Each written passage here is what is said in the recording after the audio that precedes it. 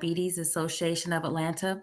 We want to thank you for joining us. I see some of you have been here before, and we are so glad that you are coming back to get this wonderful information. This is the second webinar in a series of 3 webinars that are focused on nutrition. And today's webinar focuses on meal planning for diabetes for persons who have diabetes or pre-diabetes. So I'm not going to belabor the hour any longer. I'm going to turn it over to Paige, who's going to lead this presentation. Feel free to ask questions in the chat. We will get to all of the chat questions towards the end. And please feel free to ask anything that you want that's specific to your needs. Okay, so Paige, I'll turn it over to you. Awesome. Thank you so much, Carla, and the Diabetes Association of Atlanta for having me back. For those of you who watched my previous class on nutrition basics, today's presentation kind of builds off that a little bit. So if you didn't yet watch that, I would make sure to go back and watch it. And when we get into talking about how to build a balanced plate in nutrition, that information will be really applicable. But today, we are going to be diving into meal planning for diabetes. And I was trying to think of how I should organize this presentation. And I recognize that many of the clients that I work with in my practice really just kind of feel at a loss for meal planning basics. So, what we're going to do, we're going to start out with my general recommendations for meal planning for anybody, and then we're going to end the presentation a little bit more focused on how to meal plan for a pre-diabetes or diabetes diagnosis, how to really structure this to help us to balance our blood sugars. So let's dive in. All right, so I wanted to start with this slide because I think many of us have this thought that if we are meal planning, this looks like, setting aside Sunday afternoon and you have your perfectly portioned like chicken and rice and broccoli or whatever the case may be. But for most of us, even if we try that, we tend to burn out, and not only from lack of variety, but also it just doesn't really work with most of our day-to-day lives. And so I like to think of this as meal planning, like for real life, and how can that look with what's going on in your life, what you have in your kitchen, and what goals you have behind meal planning. So these are the reasons why most of us want to meal plan. If anyone else has any other reasonings behind wanting to incorporate meal planning into your routines more, please feel free to add them to the chat. Or if any of these really resonate with you and your reasoning for incorporating meal planning, please go ahead and enter that in. But most of us, want to save time. If we have a plan and a grocery list, we have to take less trips to the grocery store. Maybe after a busy day or doing stuff with your kids or your grandkids, you get home, you have a plan for dinner, and you can get started right off the bat instead of fumbling, like, what should I do? I don't have these groceries. Maybe I'll just order takeout. So it really helps us to be a lot more intentional with our time and our cooking. It could also save money if we follow, especially a lot of the steps that we are going to dive into today. It can help us stick to a food budget. Kind of along that same line is reducing food waste. What can we use that we already have in our kitchen? And then we only have to maybe get a few things from the store. All of this contributes to less stress. Like I said, that kind of goes back to that intent of cooking more meals at home. And then last but not least, nutrition and really the health goals that you have in mind. I think that one probably resonates for a lot of us if we have a diabetes or pre-diabetes diagnosis, or we have a loved one, or we just want to eat in a way that helps to either manage or prevent any chronic disease. It's really easy to control, what ingredients and flavors and what goes in your food when you're cooking at home. So, does anyone else have any other great reasons why they want to incorporate meal planning?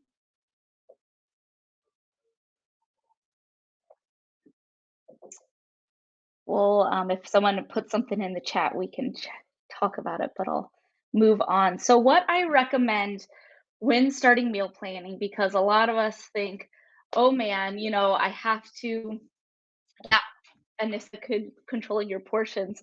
But many of us think, oh man, I've got to plan, 7 days of meals. I've got to go to the store and make this huge grocery haul, come home and set aside all this time for meal planning.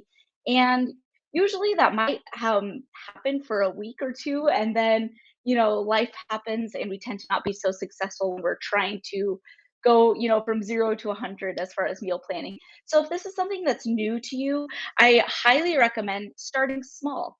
What are the simplest meals that you can create or snacks? And you only have to think of like including a couple different food groups with those. Um, so I always like to think of just starting with either snacks. So if you're someone who's trying to eat consistently to balance your blood sugars and you want to start meal planning, could you start by planning an afternoon snack daily while incorporating some nutrition? And we'll talk about that at the end, some examples of some um, balanced snacks or breakfast. Breakfast is usually one of those like easier meals. Um, and so if you start with one of these meals, focus on including a few different food groups and then move on to the more, expanded meals of lunch and dinner. So I have 5 steps that I typically like to go through when I meal plan for the week, and that I really recommend to, help us stick to our food budget, reduce food waste primarily. So, step one, do you have any leftovers in your fridge? I have a picture here of brown rice because sometimes I cook too much rice and then I have those leftovers sitting in a Tupperware in my fridge without a plan. Um, so what leftovers, maybe from a recipe that you don't really know how, you're maybe tired of eating those leftovers and you want to maybe reuse them in another type of meal, or what like portions of a recipe, maybe you made a dinner that had different food items and then you have some leftovers of one of those food items, but the rest is eaten up. How can we incorporate that into another meal? So step one, go through your kitchen, look in your fridge, what leftovers or remnants of another meal that are still good and still can be eaten. You're just kind of wanting to think of how to do so in a creative way. So if you have any of those items, go ahead and write them down when you're meal planning and you're practicing this.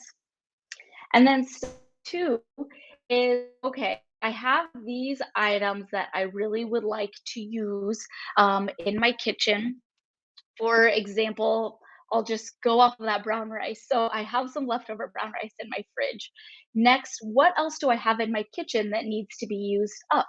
Maybe I have some produce that needs to be used. Maybe I bought a box of spinach and I used it for a recipe, or I've been using it in my smoothies, or whatever the case may be. And I have some left that I really don't have a plan for. Um, any other produce that needs to be used, any dairy. For example, if you have sour cream or yogurt or cheese that is getting near that best by date and you need to use it sooner than later. So then you can add to your list, these items in your kitchen that need to be used up sooner than later, just as far as ingredients. And then step three is okay, you've looked through all your cold storage, your leftovers.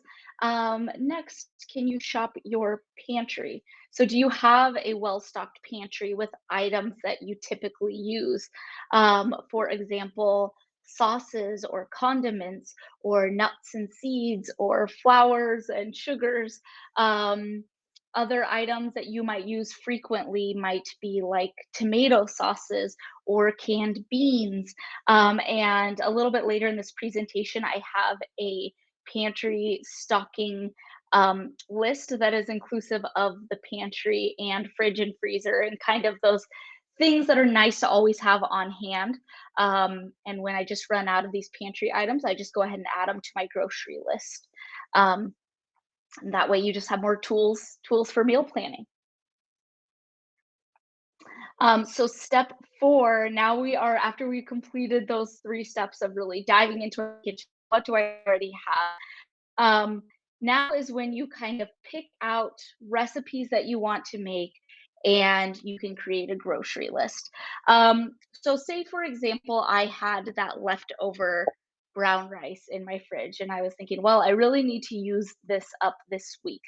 Um, do you also have maybe some leftover shredded chicken? Do you have some fresh veggies or a bag of frozen veggies that frozen veggies could be considered like a pantry staple, right? A cold storage pantry staple. Um, do you have either some chicken broth or some bouillon? Could you make a soup with that? Um, or could you make fried rice if you have eggs and you have various condiments and maybe some frozen veggies? So that's a an example of how to really utilize leftovers and kind of build off of them with what you already have in your kitchen.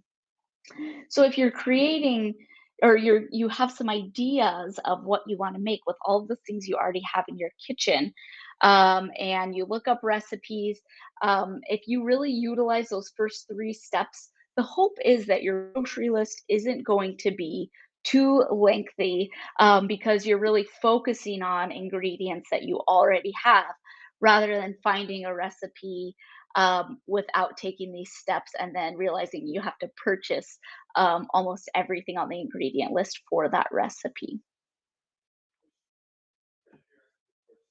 All right. So step 5, I'm sure most of you probably thought, well, that was the last step.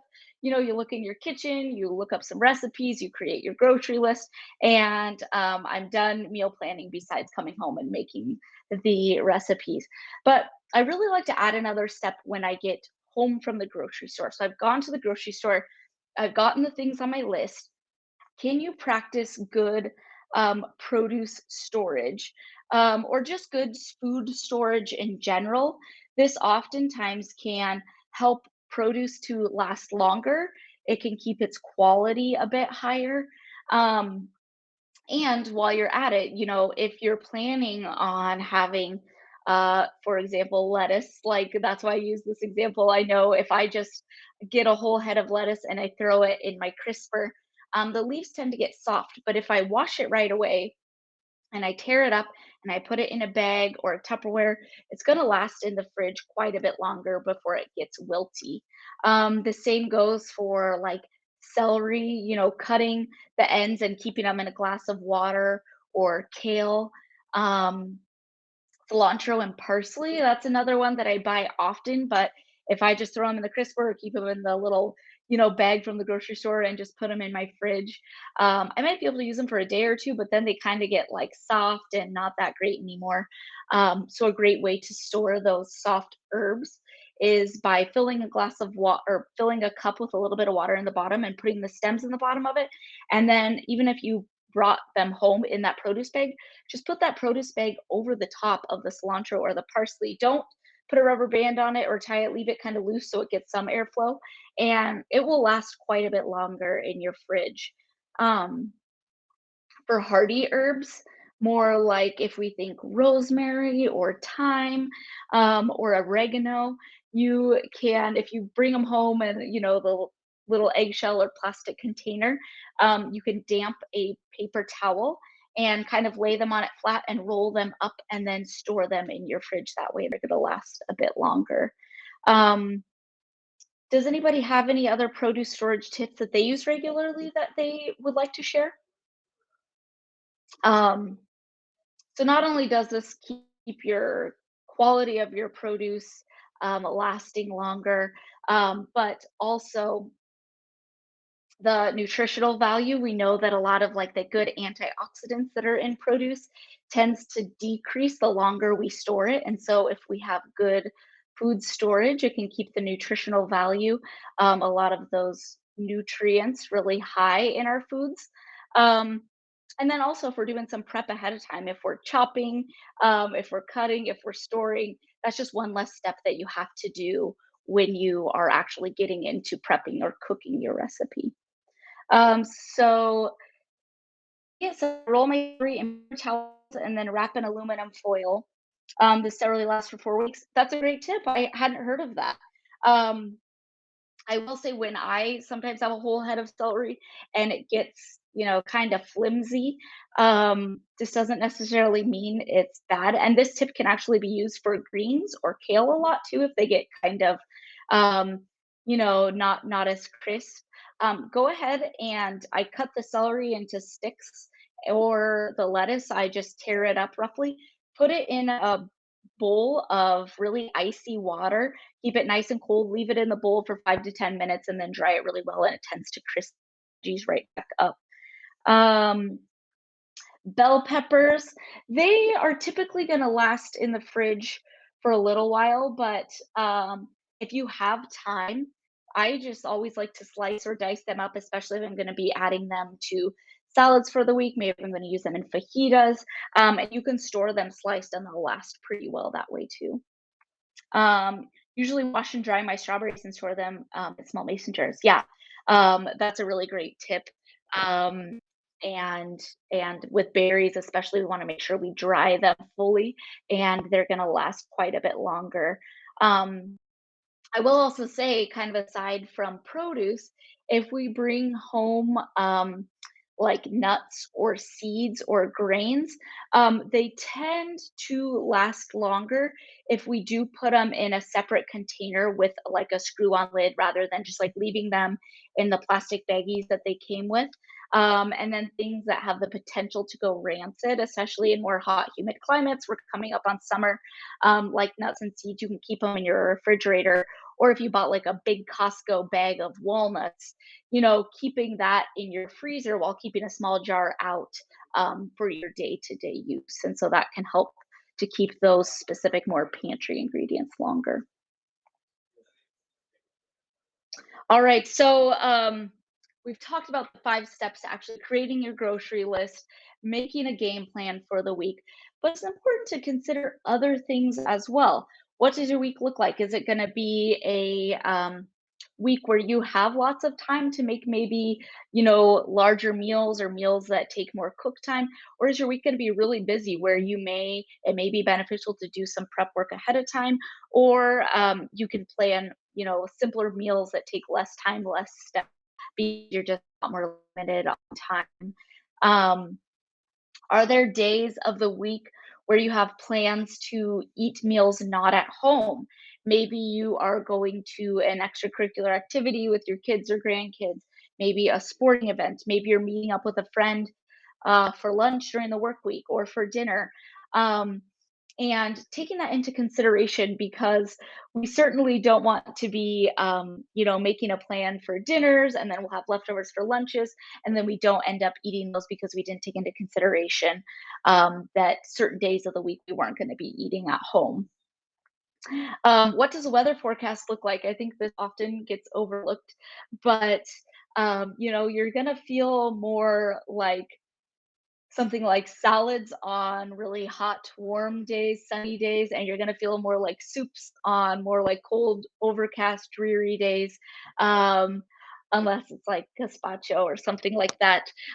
But the weather really does impact our mood and our appetite, and it's important to take into consideration, even though it might seem kind of silly with what your week is gonna look like. Um, I know for me particularly, we're finally starting to get some warm weather on the West Coast where I live, and I have really just been craving a lot more like smoothies in the mornings, and like salads or bowls for dinner that are foods that are a lot like colder, which typically I don't eat at all in the winter months. And so our appetite definitely can be impacted by the temperature and the weather. And then lastly, is this going to be a particularly stressful week? If so, can you also incorporate maybe ways to take advantage of like a meal delivery service?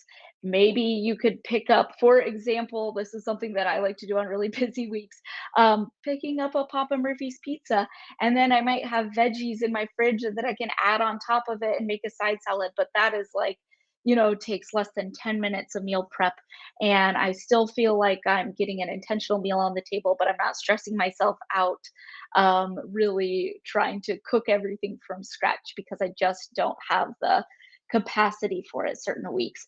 And that's okay to lean on, um, you know, prepackaged or some more processed food items at times. It doesn't necessarily mean that you are throwing your health goals out the window, and you can still incorporate meal planning and more intentional meals um, by including those things. Another example is maybe by frozen dumplings or pot stickers and making a really quick soup of those.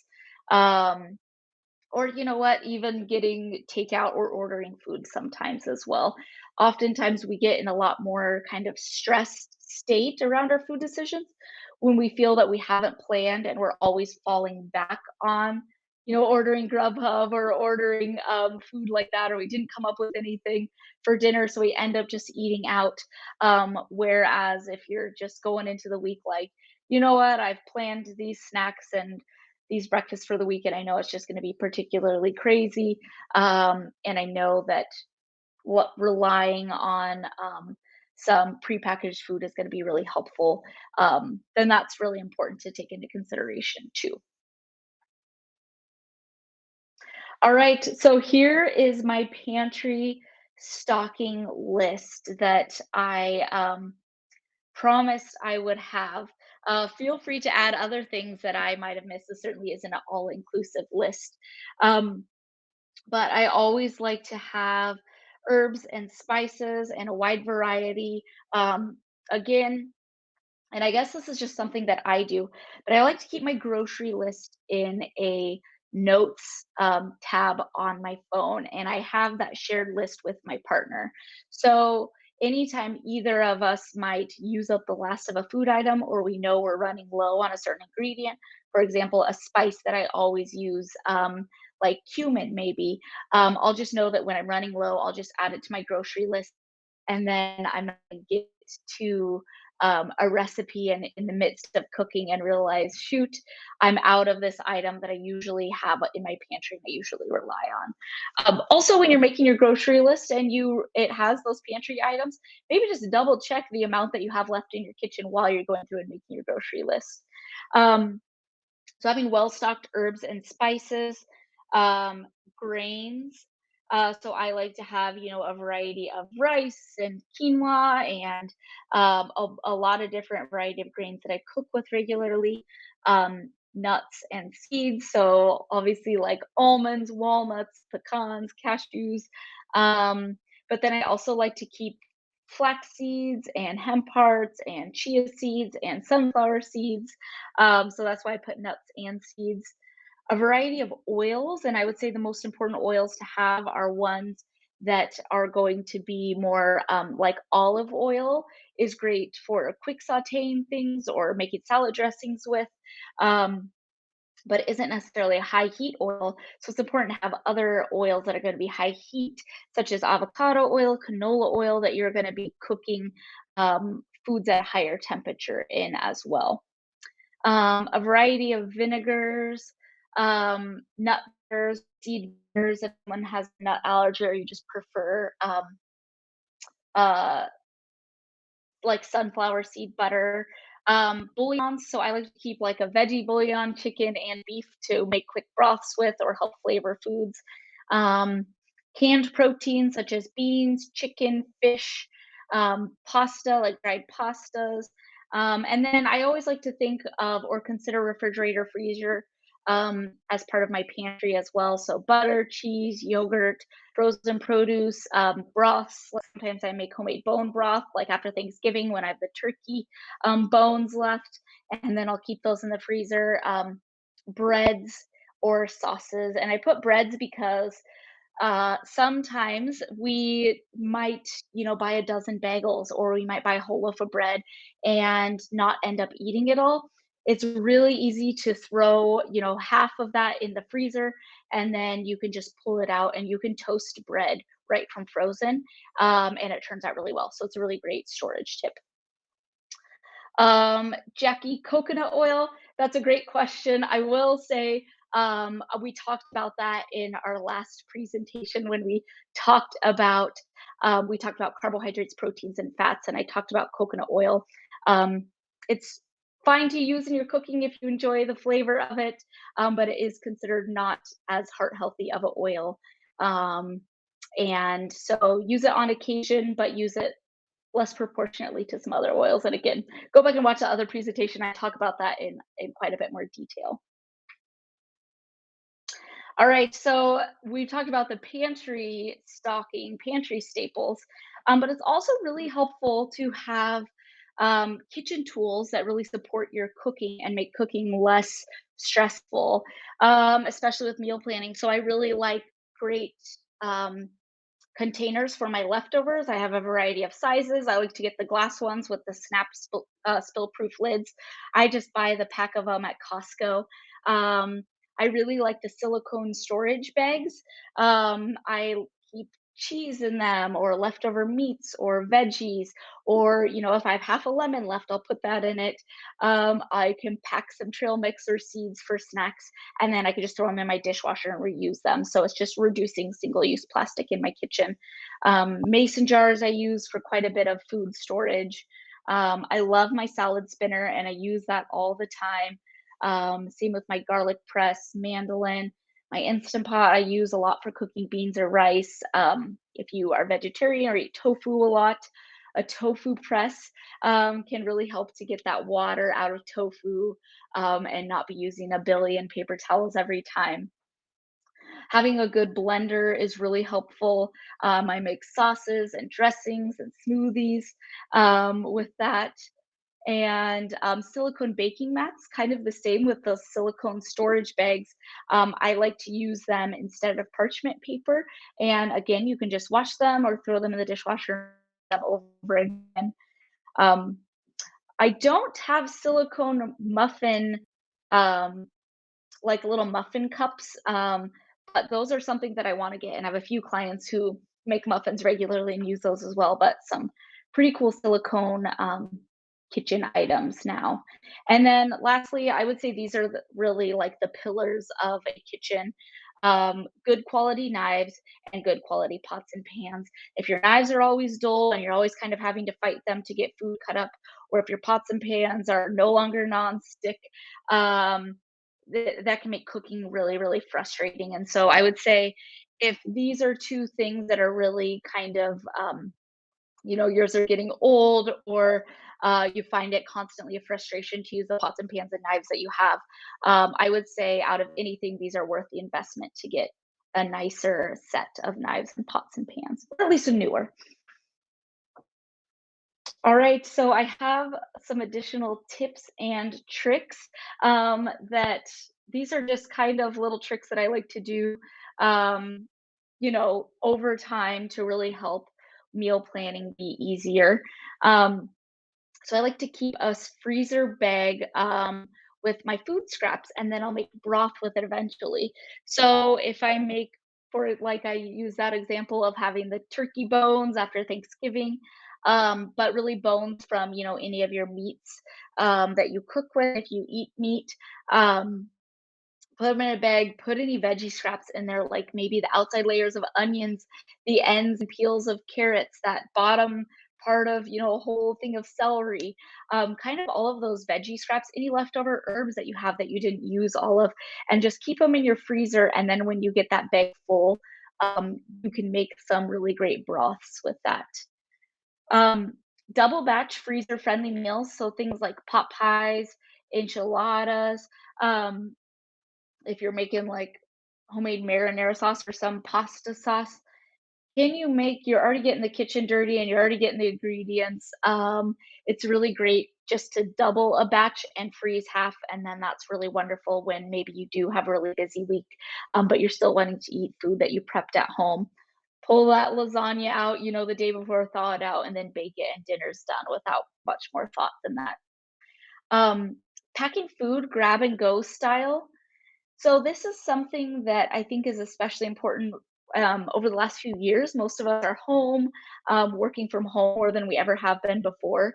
And a lot of us find that we had this great intention of, oh, I'm going to eat all these meals from home. And when it came down to it, we didn't do it as quite as much as we actually thought. So my recommendation is really just to pack your leftovers, grab and go, put them in your individual containers, even if you're working from home, even if you're going to be eating lunch, right next to your computer that day or taking a break and eating more intentionally. Um, Packing it grab and go, it just makes it easier, one less barrier to get through when eating the food that you wanted to eat. Try a produce subscription box. I don't know what you have in your area, again, since I live on the West Coast, but here we have subscriptions called Organics to You, CSA, which is Community Shared Agriculture, where you get produce from local farms and ranches and can really support your local industry, or Imperfect Produce. I think they're nationwide. But I get a CSA every week, and then I really like to plan my meals around the produce that I get or find additional ways to use produce in the meals that I'm already cooking. Make a sheet pan of veggies, just mix veggies, and then add them to different meals throughout the week. You can add them to quiches or scrambles in the morning. Um, you can, have them as a hash and put a poached egg on top. You can just bring them as a side dish for your leftovers. You can throw them into casseroles or soups, have them as a side for dinner. But it's a really easy way to get more veggies in throughout the week. Um, Freezing excess fruit to add to smoothies, making homemade salad dressings, and keeping them in little mason jars or containers in your fridge. And then using one food item that's more of a bulk food item in multiple ways. For example, if you um, have like a whole chicken, a whole roast chicken, maybe you have that for dinner that way, and then use the shredded chicken the next day for tacos or another meal. I use squash on this one. In the fall, if I roast a big squash, I might use it for a meal and then puree the leftovers and have those to make pies with in the future or something like that. All right, so now we're going to transition and talk a bit more about meal planning specifically for diabetes. Um, and I like, Carla, that you said that Good Measure Meals provides meals for persons with diabetes. So that's good to know. Um, So when we are meal planning for diabetes, there's two things that are going to be really important to take into consideration. The first of those is consistency. And if we're eating meals every 4 hours on average, that's going to help to maintain more consistent blood sugars. If our eating is spaced out a little bit longer, maybe we need to look at incorporating a snack. Or for you specifically in your body, if you notice that your blood sugars tend to go low, after a certain time after eating, maybe that would be an indication to incorporate a snack and a balanced snack. So I wanted to put a real quick blip about carb counting. I feel like if I expanded on this much more in this presentation, it would have just taken too long. But if you are someone who counts your carbs for your meals, or you've worked with a diabetes educator who has given you a carb serving goal for your meals, for example, 45 grams carbs with your lunches, or 60 grams, for dinners, or 30 grams with a snack, whatever the case may be. If you're someone who read labels, this is just a quick reminder that one carb serving equals 15 grams carbohydrates when you look on the nutrition label. And then we're going to dive into this a bit more. So in our last presentation, we talked about how carbs are the macronutrient that impacts our blood sugar levels. Today, we're going to talk about just how to balance nutrients in our meals. But the next presentation, we're going to talk about more specifically the different types of carbs and how they impact our blood sugars and how some might impact them more than others. So we'll get into that. But if you have real basic questions, feel free to ask them now. But I promise next presentation we'll dive in a bit more. So consistency is important regarding meal planning for diabetes, making sure you're having consistent meals and snacks throughout the day. And then the second piece is Nutritional Balance. And I recommend this for anybody, but especially if you do have diabetes and you're trying, or pre-diabetes, or just wanting to manage your blood sugars, um, including a variety of different nutrient types with your plates can really help our blood sugars from, rising too much. They can contribute to filling and satisfying meals, and reduce the chances of, our blood sugars increasing and then dropping, and keeping a more consistent pattern. um, so these are the four food groups that I recommend including with when we're thinking of a complete balanced meal. um, First up is produce, and produce provides fiber and vitamins and minerals to our meals. Um, when we're talking about produce with our for a diabetes plate, we're talking about non-starchy vegetables and fresh fruits. We talked about the difference between non-starchy and starchy vegetables again last time. Um, protein aids in satisfaction and can help with blood sugar control. So we want protein to take up about a quarter of your plate. Um, and again, we want to make sure that protein generally is more of a lean protein. Um, Carbohydrates and fiber. So we do, a lot of people, have the conception that with diabetes or with pre-diabetes, they have to avoid eating carbohydrates altogether. But we do know it's important to be including carbohydrates because they do provide energy. And if we are eating carbohydrates consistently, they can help us to maintain consistent blood sugars. And they also help with things like gastrointestinal health. Um, Aim for carbs and carbs, remember, is inclusive of those starchy vegetables like potatoes, sweet potatoes, corn, peas. And we want these to take up about a quarter of our plates. And then lastly, healthy fats. These don't necessarily need to take up a portion of our plate, but can be added for flavor and for fullness and satisfaction. For example, if you are using oils and dressings or to saute your vegetables, maybe you're having some avocado with your meal that has some healthy fats in it, or adding fish, which we know is a lean protein. Um, Yes, and sorry, I missed a few things in the chat. So there are a difference between Ziploc and silicone bags. Yep, silicone bags are the ones that are reusable and can be used in the dishwasher. Ziploc, those are more just single use. If they're not that dirty, you can maybe hand wash them and use them again, but silicone can be used over and over and over again. And then Jackie asked, do I need a protein at every meal? It is recommended to try and include a protein with most meals and snacks. We're going to talk about some examples of meals and snacks next, so we'll get to that. All right. So nutrient balance leads to beyond just, managing our blood sugars, which we know is important, and that's a primary goal for most of us. Nutrient balance can lead to satisfying meals and filling meals because when we eat something, we really want it to tide us over, until the next meal or snack. And by doing that, if we do include things like protein, some fiber from those produce or the complex carbohydrates and some nourishing fats, that can really aid in that. So for most snacks, I recommend just aiming to include a protein and a complex carbohydrate or a produce source. And we'll discuss some examples of that next. And then with most meals, so especially lunches and dinners and breakfasts can kind of walk the line with these. But most meals, you want to include a protein, that complex carbohydrate, produce, and then a nourishing fat.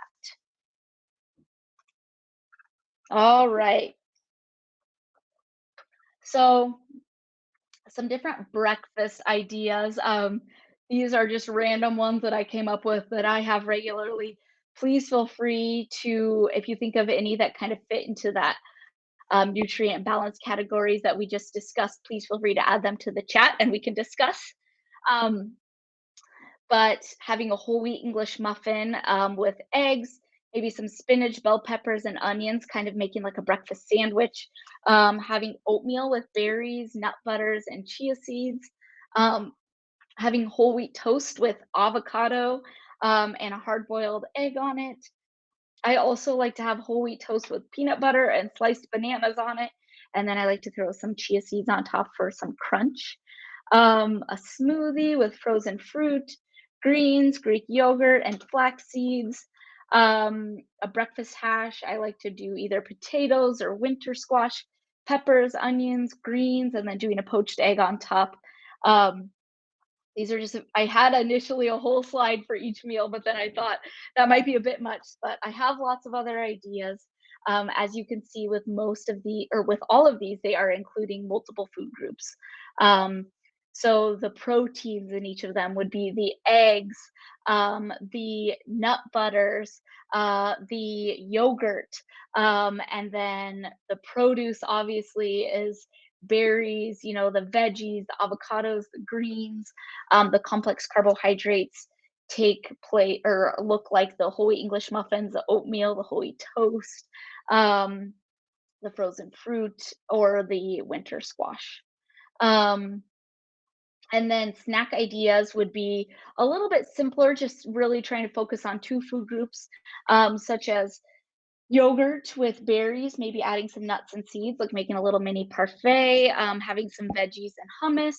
Again, you're getting that produce and that protein source, an apple and peanut butter, cottage cheese, which is a great protein source with pineapple.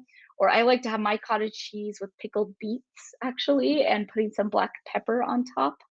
Um, so I'll go back to the, protein suggestions for vegetarians on the next slide.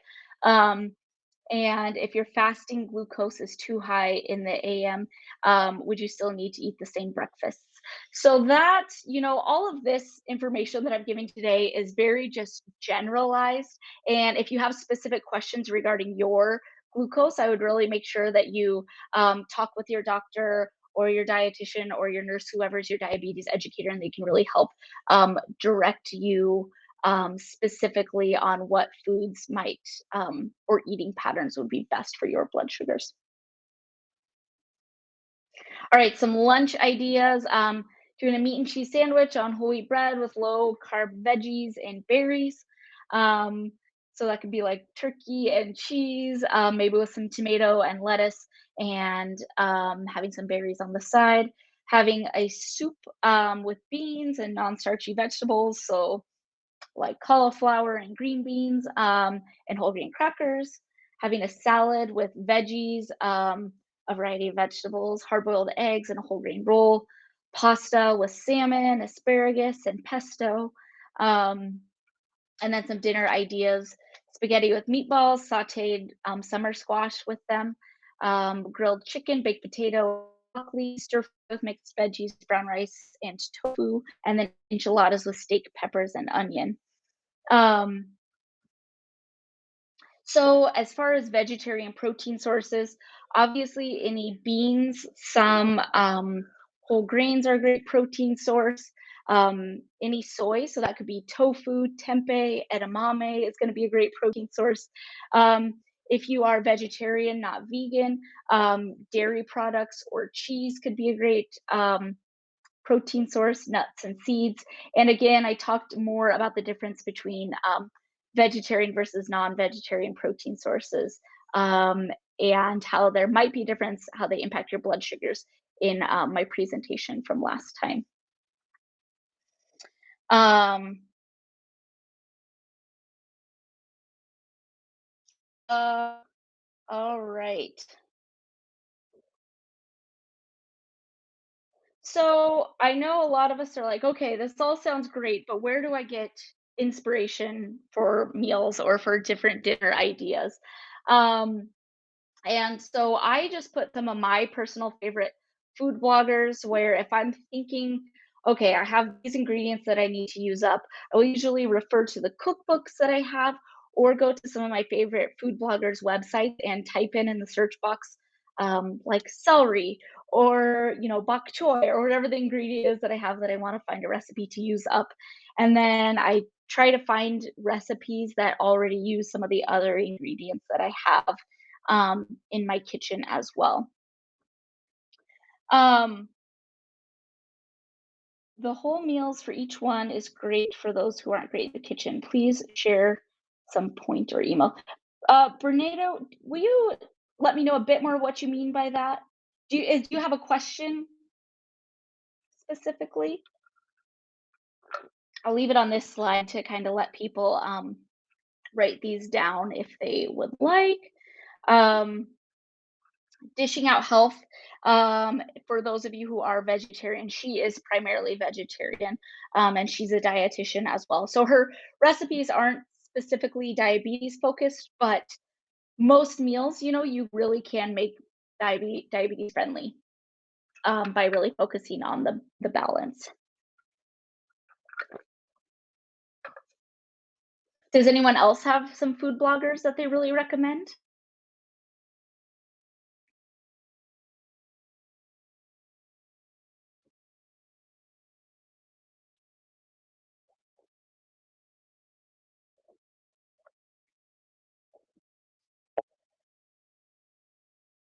All right, so I guess we'll go to the next slide with additional questions. We have about 14 minutes left. Um, so give night snack suggestions that satisfy hunger but won't spike glucose for vegan. So some vegan um, late night snack suggestions. So that could be things that have, more of a complex carbohydrate and a protein. So that could be like the piece of toast or whole grain crackers with some peanut butter on them. Um, some peanut butters or nut butters have added sugar in them, so that's just one thing to pay attention to. Note is maybe getting one that's more natural that doesn't have added sugars just because it's gonna decrease that carb amount of your snack. Um, or again, any like hummus and veggies, um, any like plant-based like yogurt, that might be a good one with some fruit or some veggies. Um, so those are some ideas for vegan snacks. Oh, I'll have to go back. Any tips on how to deal with hunger 2 hours after eating a meal? How can we feel full without binging on unhealthy foods? Yes, that's a really, really great question. So if we are eating, making sure we're incorporating balance with our meals, that protein, those fats, those fibers from the complex carbohydrates, and the produce, these are the types of meals that are going to be filling and satisfying. If we remember from last time, protein is or it gives us what we call satiety, or satisfaction from that meal. And so it's important to try and include a protein with your meals and snacks as well as that fiber to really make a meal be filling and satisfying. Um, if you are hungry 2 hours after a meal, maybe that's just the natural cycle of your body, and you could incorporate a balanced snack to really fill or satisfy you up, because oftentimes we're really just trying to push off our hunger cues or really curb our cravings by distracting ourselves. This tends to just increase those cravings, and then by the time we do eat something, we may eat really fast or eat foods in an amount that don't feel the best to our bodies and our brains, or it might increase cravings or make cravings for stronger flavors like sweets stronger. And so if you really are feeling hungry a few hours after a meal, if you really are having cravings, the best way just to decrease that hunger and decrease those cravings is to eat something along the lines of what you're craving, while also keeping in mind that nutrient balance to help manage our blood sugars. That's a really great question. Um, you mentioned you had a slide for each one. I'm interested because I'm not that great in the kitchen. So actually, if you go to my website, thekitchenrd.com, I have a really brief, like a meal ideas list. It's not necessarily focused on diabetes per se, but it has different meal ideas for breakfast, lunch, dinner, snacks. It even has some links to some different recipes. Um, And so that might be a great place to start if you're kind of just wanting more ideas for breakfast, lunches, and snacks. Um,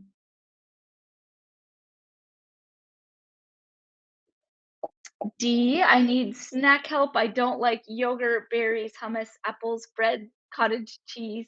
Um, well, what are there some food items that you do like? And think of those items. How can you add additional foods to increase that nutrient balance? Um,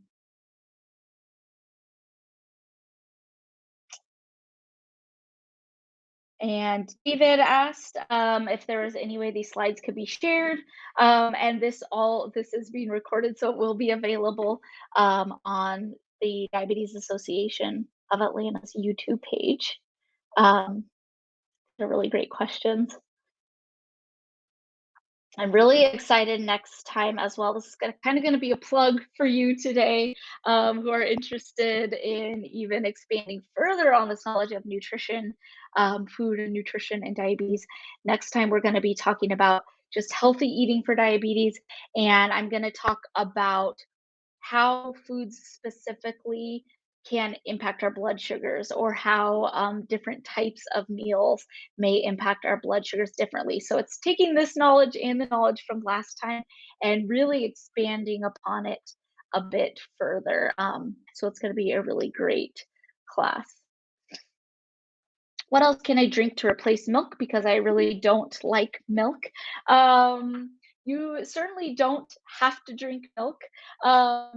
Milk, if you do like milk, it is a great source of different essential nutrients. It has proteins, it has carbohydrates.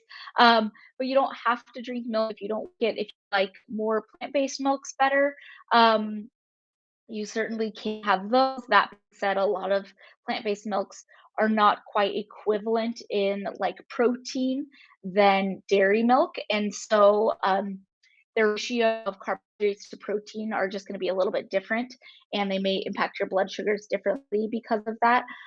Also, it's important to note that some plant-based milks do have added sugars in them. Um, or just look a little bit different as far as the glycemic index, so they may impact your sugars differently. But you can also just replace milk with, any beverages that aren't going to impact your blood sugar at all, such as water, unsweet tea, things like that. Can you touch on mindful eating? How can we use a meal plan to keep in mind triggers that cause us to eat poorly, such as boredom or watching TV? That's a really, really great question. Um, so what I recommend for mindful eating, and in my practice, I really work on what we call intuitive eating with a lot of my clients. And that's really tuning into their hunger and fullness cues rather than following these external cues of what or how they should be eating. Um, and so to really kind of the first step that I do towards that with many of my clients is really just working on meal consistency, which is great for anyone, especially if a diabetes diagnosis is of concern to you. So making sure that you are having 3 meals a day, maybe a snack if you have an extended period of time without a meal. So making sure you're getting that consistency in, making sure you're focusing on how to add food groups, add nutrition to really focus on that nutritional balance, like we talked about. And then when we're specifically talking about mindfulness with our meals, um, it's really difficult to pay attention to our hunger and our fullness cues if we are distracted, if we're watching TV, if we're chasing our kids around, if we're driving in the car, if we're on a work call. And so I really recommend, setting some time aside, even scheduling in lunch during your day if you're working from home, or scheduling in a 15-minute break to have a nap, sitting there, sitting at the table, because we know that posture can really be helpful for all of this. Removing distractions, so removing our phone, removing our computer, the television. You could have music or a podcast on, but we really don't want anything that's like overly stimulating or that we get, have more of an emotional reaction, because we know that that can really inhibit us from tuning into hunger from our bodies as well. Um, and sitting there noting tastes and textures with meals, and really setting that time aside where the eating is a primary focus. Um, and then another tip that I like to do with my clients a lot of time, because a lot of us feel like we're at a loss when we're like, I know I'm hungry, but nothing sounds good right now. I don't know if that sounds familiar to any of you, or I gotta cook dinner, but nothing sounds good. Or I don't know what I'm in the mood for. So I like to kind of sit, take a pause, and think of what tastes or what textures sound good to you right now. And I really like to keep those neutral descriptors. So, for example, rather than saying like I want a healthy meal, we're much more simplifying it than that. So if we think, okay, I'm really wanting something hot or cold. I'm wanting something tangy or creamy or crunchy or salty or sweet. Um, I want something that is going to be, soft or whatever the case may be, and really kind of tuning into those neutral descriptors of foods that sound good to you in that moment. And then think of, okay, well, what food generally fits that description of what I'm in the mood for? Um, okay, how can I, so if I'm thinking I'm a total crunchy, salty um lover, that's a flavor that I tend to think of more. So if I'm thinking, okay, I want something really crunchy and salty and something that's going to be filling, but I don't necessarily want something that tastes like greasy. Maybe I can make popcorn. Okay, if I'm going to have popcorn for a snack, how could I also add, because popcorn is a whole grain, therefore it's a complex carbohydrate. If I have blood sugar control in mind, popcorn sounds great. What could I add for a protein source to have with that popcorn? Maybe I'll have a hard boiled egg with it. Maybe I'll have a slice of cheese. Maybe I'll have some yogurt. Maybe I'll just have some like deli meat slices. Um, so that's an example of kind of tuning in and getting a bit more mindful with our meals. And then also, if we're just at a loss of what to plan, how to really dive into what sounds best for you at that moment, and then doing so in a way that also helps us to manage our blood sugars.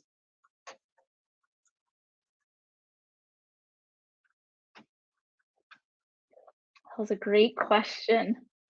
We have 2 minutes left. Any last minute comments or questions? Sometimes drinking a glass of water before a meal helps me decide what to eat. Yeah, if you're um and also just staying hydrated throughout the day in general can really help us um with our appetites, lots of things, right? Eating consistently, eating balance, reducing stress, good sleep hygiene, making sure that you are staying hydrated throughout the day. So I like to keep a water bottle. I found that for whatever reason, drinking out of a straw is the most helpful for me. So I always keep my water bottle with me during the day. I like to drink herbal teas if I'm cold, but I need to stay hydrated, and cold water doesn't sound the best. Or I like to have sparkling waters, and those help me to stay hydrated. So different ways to, yeah, incorporate hydration or water throughout your day is also important for all of this. And also I will say, kind of along the same lines as sleep, moving our body and incorporating some movement every day can help us to um, regulate our appetite, but also help to manage our blood sugars as well. So it's another lifestyle factor that's important for all of this. Okay, we have about 1 more minute. Any more questions or suggestions? This has been wonderful as always. Well, okay, Paige, we truly thank you for jump starting us to Yeah. better meal planning. It can be overwhelming, and I think Mhm. for those of us who are still working from home, it sometimes is even more difficult, especially that last Mhm. tip when you said keep moving around. Mhm. Yeah. Yeah, I think that's good. It would be interesting to see what surveys come out on how our habits have changed and have impacted our bodies since COVID-19 in Mhm. the virtual world. Well, everyone, thank you so much. If you missed last month's presentation and you want to have more in-depth knowledge on basics of nutrition, we posted that video on our YouTube page, and you just search our name, Diabetes Association of Atlanta. You will find that presentation. You will also find this presentation on that page within the next 24 to 48 hours. As Paige said, next month we will focus more intentionally on carb counting or diabetes and carbohydrates. Is Paige, is that what we're going to focus on?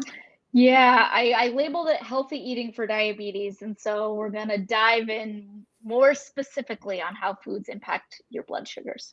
Okay, how foods impact your blood sugar. So please share this webinar with your friend circle and those you know who are impacted by diabetes, and continue to visit our website for more information. So if there are not any other questions or comments, we again thank you for joining us today. And remember to check out our YouTube channel where you can pause and take notes and fast forward and rewind so that you can get all that you need from our presentations. Okay, thank you again, Paige. Thank you everyone for joining us. David, Yeah. Shirley, Vicky, all of you, Ona. I love seeing many of you who've been to these presentations before, who've been a part of our classes. So thank you so much for being a part of our Diabetes of Atlanta family. Okay. All right, everyone, have a great day, and we will see you next month. Thank you all. Thank you, Paige.